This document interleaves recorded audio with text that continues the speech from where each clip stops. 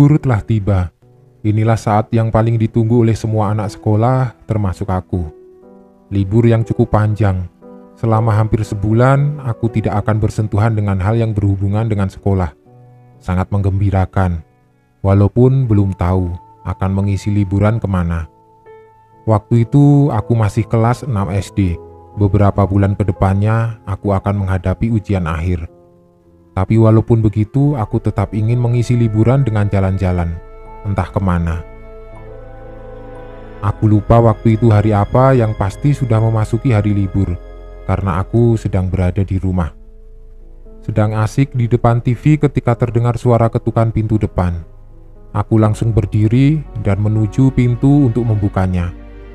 Kaget, bercampur senang, karena ternyata ada tamu jauh yang datang tanpa pemberitahuan sebelumnya. Aku gembira ketika melihat salah satu sosok yang aku kagumi berdiri di depan pintu. "Om Heri!" Setengah berteriak, aku menyambutnya. "Hahaha, kaget ya lihat Om datang." Sambil tertawa, Om Heri menyapa dengan pertanyaan. Kami langsung berpelukan. Selanjutnya kami terlibat dalam perbincangan yang seru. Sudah cukup lama aku tidak bertemu dengan Om Heri semenjak dia pindah bekerja di daerah Sumatera.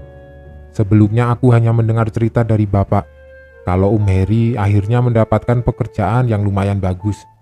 Kerja di perkebunan karet yang dimiliki oleh pemerintah. Hanya itu yang aku tahu. "Om baru saja dari Jakarta, Bri. Ada pekerjaan yang harus diselesaikan di kantor pusat. Sudah lama tidak ketemu kamu. Makanya Om sempatkan mampir ke sini. Terus, Om kapan berangkat lagi ke tempat kerja? Perkebunan karet itu kan, Om?" Tanyaku antusias. "Mungkin lusa Om sudah harus kembali ke perkebunan. Kasihan teman Om sendirian mengurus pekerjaan." Tiba-tiba terlintas di pikiran sebuah ide yang cukup cemerlang. Aku berpikir untuk ikut Om Heri ke tempat kerjanya, perkebunan karet, untuk mengisi liburan. Aku pikir daripada nanti pada akhirnya tidak kemana-mana, ya lebih baik ikut Om Heri ke pedalaman Sumatera kan? "Serius, kamu mau ikut?" tanya Om Heri ketika aku melempar ide tersebut. "Serius Om, kan aku juga lagi libur panjang." "Boleh kan Om?" "Tolonglah Om," aku menjawab sambil sedikit memelas. "Ya sudah, kamu tanya bapak ibu dulu deh. Kalau mereka kasih izin, lusa kita berangkat." Senang sekali aku mendengar jawaban Om Heri. Singkatnya, ibu dan bapak akhirnya memberikan izin untukku ikut Om Heri. Tapi memang, orang tua tidak pernah susah memberi izin untuk bepergian jauh sejak aku kecil. Bersama teman atau sendirian, waktu masih SD aku sudah melanglang buana keluar kota.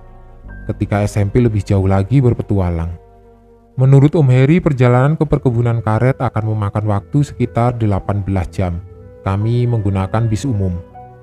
Singkatnya, pada hari yang sudah ditentukan, sekitar jam 11 siang kami sudah berada di atas bis yang membawa kami menuju kota kecil di daerah Sumatera Selatan.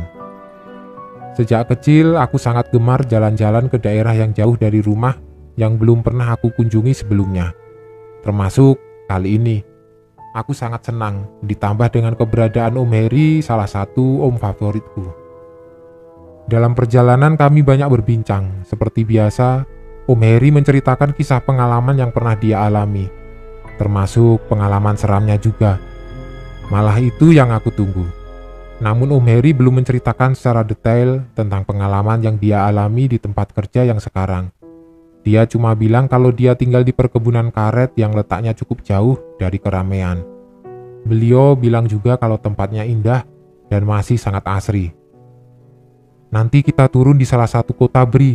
Dari kota itu kita lanjut naik motor ke perkebunan.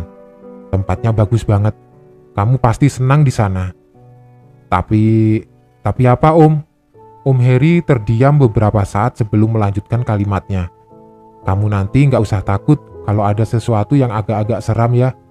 Tidak usah takut, kan ada Om Heri." Lanjut kalimat Om Heri membuat aku bertanya-tanya. Sesuatu yang seram? Apa itu? Hantukah? Atau yang lain?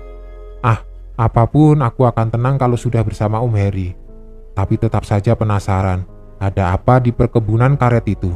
Keesokan harinya sekitar jam 8 pagi, bis berhenti di satu kota. Kami turun di tempat itu.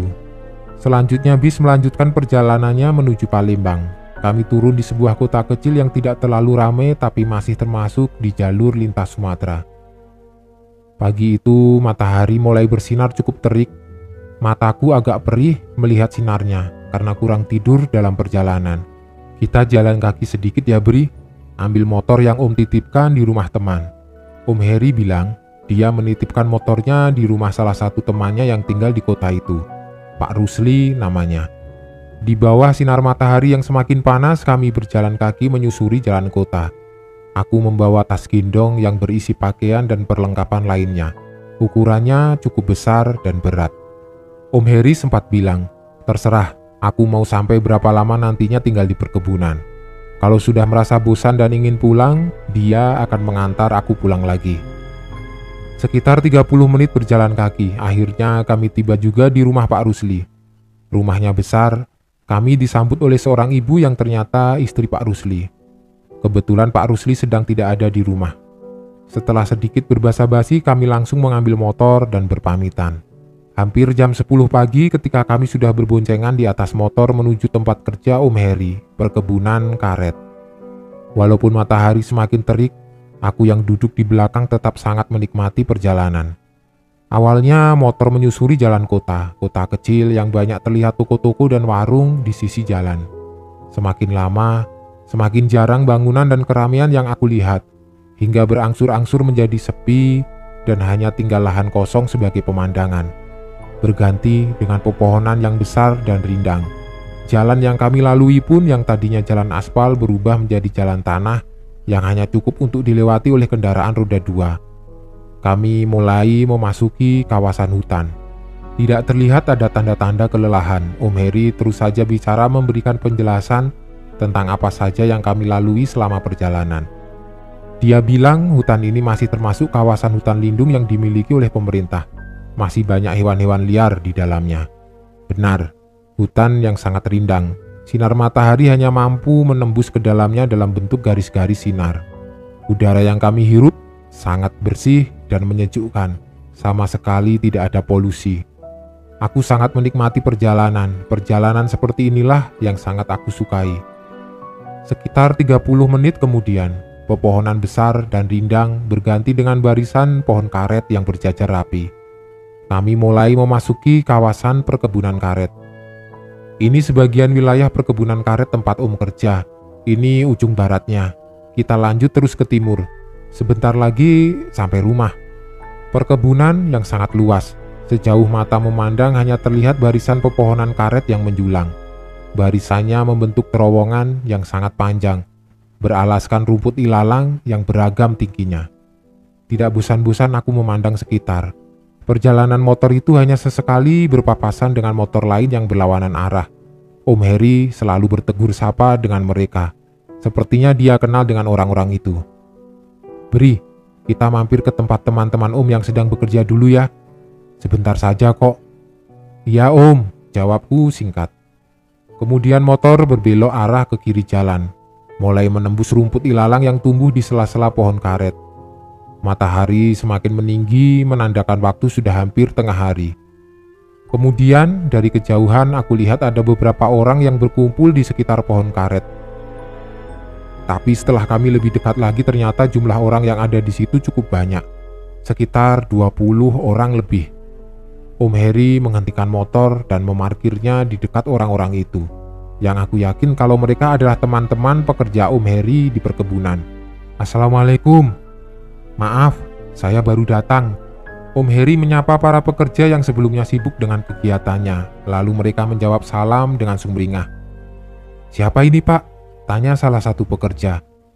Oh iya, ini Bri, keponakan saya. Tinggalnya di Jawa, jawab Om Heri. Oh, ini yang namanya Bri. Om kamu ini sering cerita tentang kamu loh. Katanya kamu anak yang pemberani ya, jawab salah satu pekerja yang belakangan aku tahu kalau namanya adalah Om Wahyu. Itulah saat pertama kali aku bertemu dengan Om Wahyu. Berperawakan kurus, rambut agak panjang dan ikal. Kulit yang tidak terlalu hitam dan tidak terlalu putih juga. Walau baru beberapa menit kami bertemu dan berkenalan, aku merasa kalau Om Wahyu adalah orang yang menyenangkan. "Semoga kamu betah di sini, nanti malam kita makan ayam bakar ya. Om yang akan buat sendiri." Begitu Om Wahyu menutup percakapannya. Setelahnya dia kembali bekerja. Sekitar jam 12 siang Om Heri berpamitan ke seluruh pekerja. Dia bermaksud mengajakku pulang ke rumahnya untuk beristirahat. Setelah perjalanan jauh, kami memang sangat lelah dan membutuhkan istirahat. Kami pun pulang. Tidak terlalu lama perjalanan, ketika kemudian Om Heri menghentikan motor di depan sebuah rumah. Rumah yang hanya berdiri sendiri di kawasan itu, sama sekali tidak ada bangunan lain di sekitarnya. "Ini tempat tinggal Om dan Om Wahyu, Bri. Bagus kan rumahnya?" Rumah yang tidak terlalu besar, tapi aku melihatnya cukup nyaman. Halaman luas yang beralaskan rumput yang terawat. Sebelah kirinya ada kandang ayam yang berdiri di depan beberapa baris tanaman singkong. Di belakang rumah tidak terlalu jauh ada sungai yang jernih airnya. "Nanti kita ke sana yuk," kata Om Heri. Aku mengangguk-angguk saja mendengarkan. Setelah itu kami masuk ke dalam rumah. Om Heri menyuruhku untuk meletakkan tas di kamar tengah. Kamar cukup besar, dengan tempat tidur besi berkelambu.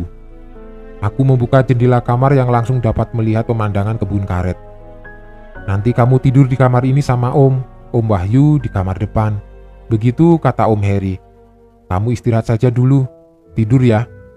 Capek banget kan? Om mau beberes rumah sebentar." "Benar," kata Om Heri, "aku capek dan mengantuk." Tidak lama setelah merebahkan badan di atas tempat tidur, aku langsung terlelap. Jarum jam sudah lewat dari pukul 4 sore. Ketika aku terbangun sendirian di dalam kamar. Angin sepoi-sepoi bertiup masuk melalui jendela yang masih dalam keadaan terbuka.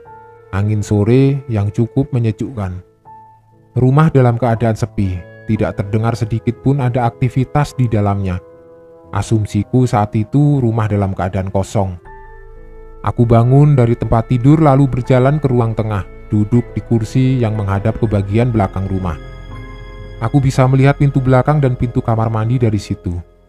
Di meja yang berada persis di depanku, ada beberapa majalah dan koran yang letaknya berdampingan dengan asbak yang berisi sisa puntung rokok yang masih menyala apinya. Iya, masih ada puntung pendek rokok yang masih menyala di atas asbak itu. "Ah, ternyata ada orang di rumah."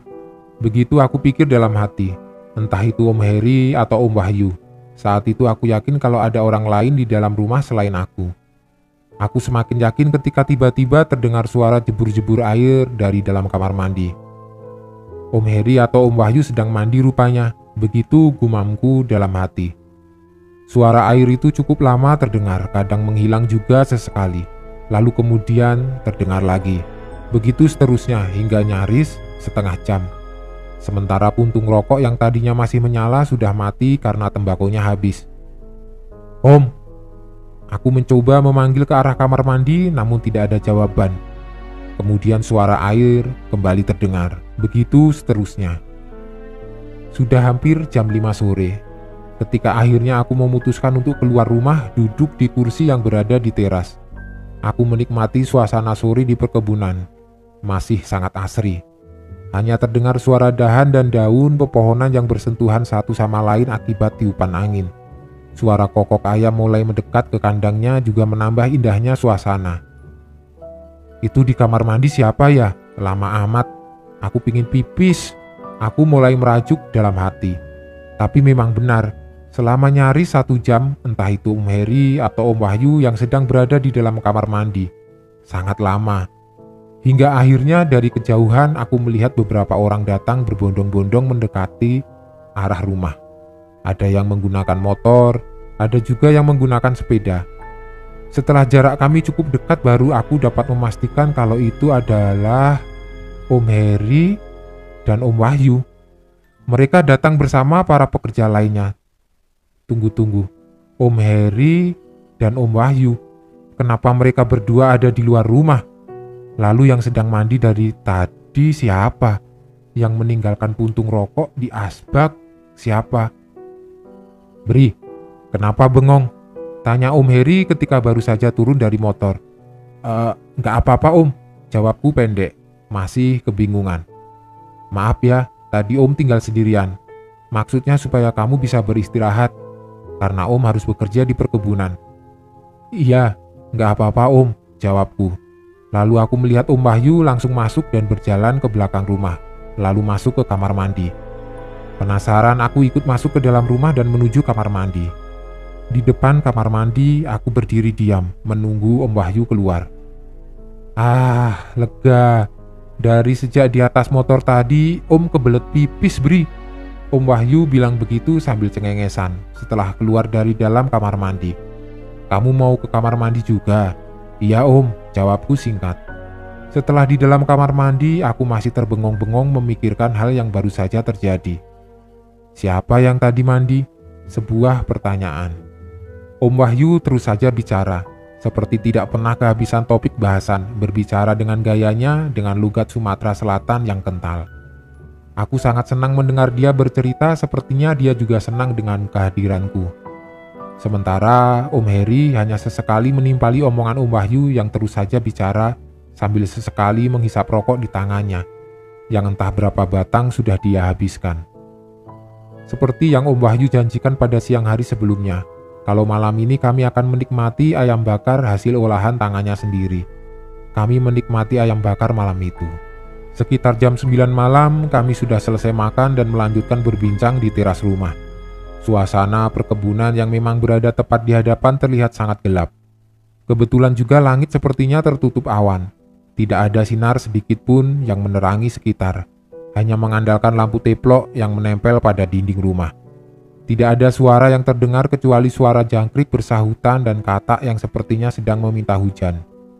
Pada saat itu, aku belum berani menceritakan kejadian yang aku alami di rumah pada sore harinya. Belum. Walaupun berkecamuk perasaan memikirkannya, nanti sajalah pikirku saat itu. Kami terus berbincang seru sampai hampir jam 10 malam. Hingga akhirnya rintik hujan mulai turun dari langit. Meskipun belum terlalu deras, tapi kami memutuskan untuk masuk ke dalam rumah. Aku tidur bersama dengan Om Heri di kamar tengah, sementara Om Wahyu di kamar depan. Petromak di ruang tengah dibiarkan tetap menyala, sementara di kamar hanya mengandalkan lampu teplok kecil. Kalau kamu mau ke kamar mandi, bangunin Om ya Bri, jangan sendirian. Begitu Om Heri bilang. Iya Om. Aku tidur pada sisi tempat tidur yang dekat dengan tembok, sementara Om Heri di sisi yang satunya lagi.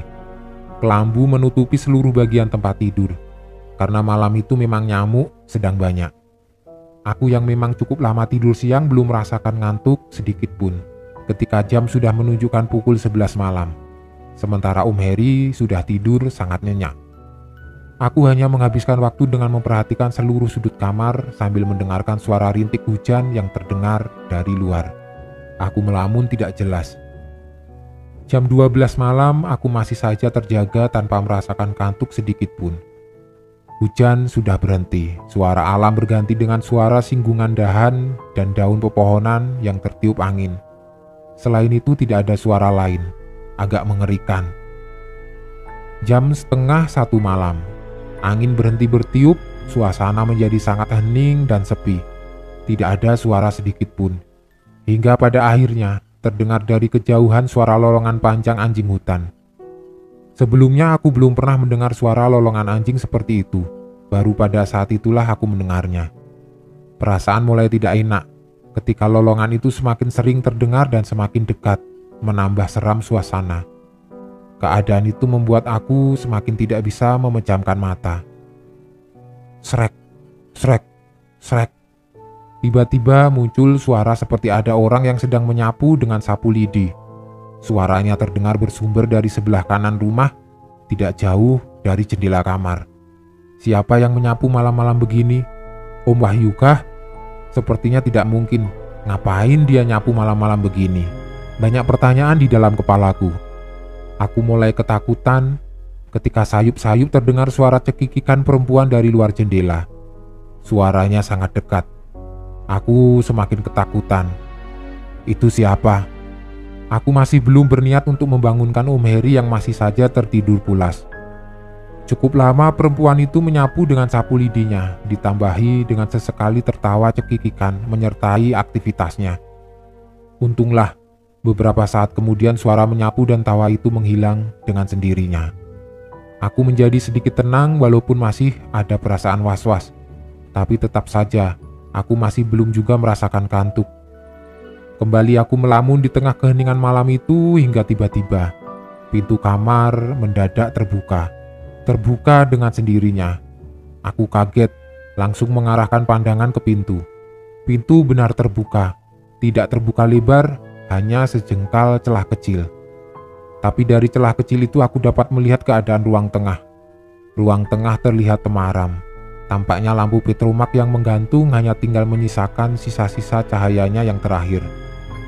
Sambil ketakutan, aku terus saja memperhatikan celah pintu itu, memperhatikan dengan seksama ke arah ruang tengah. Karena aku merasa mulai ada aktivitas di sana. Iya, ada aktivitas di ruang tengah. Tiba-tiba aku merinding ketika ada sekelebat bayangan terlihat lewat di depan pintu. Hanya sekelebat, tapi aku yakin itu bukan Om Wahyu. Tidak hanya satu kali, kelebatan bayangan hitam itu lewat beberapa kali dalam rentang waktu yang berdekatan. Hingga akhirnya ruang tengah tiba-tiba menjadi gelap gulita. Lampu petromak sepertinya sudah mengembuskan nafas terakhir alias mati. Aku langsung mengalihkan pandangan ke arah lain, tidak berani memandang celah pintu itu lagi. Ketakutan. Di tengah kekalutan perasaan berikutnya aku mendengar suara nafas. Bukan suara nafas, tapi seperti suara orang yang menggeram. Aku yakin itu bukan suara Om Heri yang masih saja terlelap. Pelan-pelan aku mulai mengalihkan pandangan ke pintu. Awalnya hanya terlihat gelap, aku tidak melihat apa-apa. Lolongan panjang suara anjing kembali terdengar, semakin menambah kencang degup jantungku. Kemudian, cahaya lampu teplok di dalam kamar memantulkan sedikit cahaya, membantu penglihatanku yang terus saja menatap ke arah pintu. Barulah aku dapat melihat sesuatu. Aku melihat ada sosok yang aku yakin adalah sosok yang mengeluarkan suara geraman. Sosok hitam dengan tinggi tubuh sama dengan tinggi manusia normal. Sosok itu hanya diam berdiri di depan pintu, sepertinya berdiri menatapku yang masih diam terpana ketakutan. Aku ketakutan. Sosok itu menatap dengan mata yang lambat laun mulai mengeluarkan cahaya berwarna merah. Aku tidak bisa berbuat apa-apa. Tubuh seperti kaku, tidak bisa bergerak. Mataku tidak bisa melepaskan pandangan dari mata makhluk itu. Dan waktu seakan berhenti berputar.